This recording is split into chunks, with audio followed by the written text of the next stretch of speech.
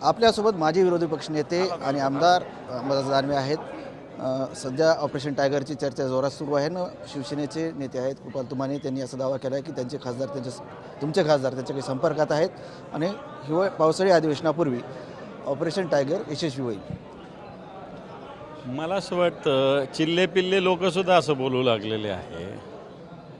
यांचं त्या पक्षात महत्त्व किती, यांचा त्या विषयाशी संबंध काय, ते लोक प्रतिक्रिया देतात. 7 येणार, 8 येणार, 9 येणार, पावसाळी अधिवेशन कधी होणार, ज्या अधिवेशनाला कधी हजरच राहत नाही. वाटतं अशा कोणत्याही प्रतिक्रियेला कोणताही अर्थ नाही. सगळेच्या सगळे शिवसेनेचे माननीय उद्धवजींच्या नेतृत्वाखाली सगळे खासदार एकत्र आहेत.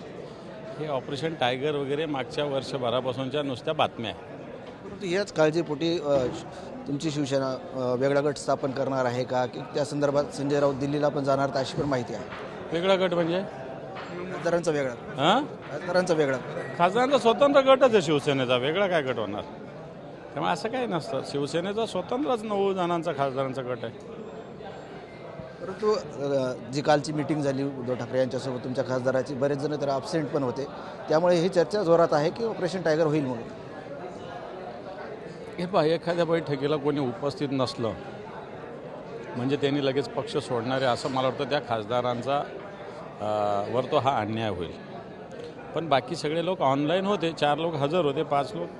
आता परवा उद्धव साहेब पण इंडियाच्या बैठकीला ऑनलाईन होते, म्हणून काय ते गैरहजर होते. मग आता ते इंडिया आघाडी सोडणार असं काय का? असं काय नाही. नक्कीच होते आमदार अंबादास दानवे. कॅमेरामॅन अमित आडेसह संजय सर्वोदय, TV9 मराठी, छत्रपती संभाजीनगर.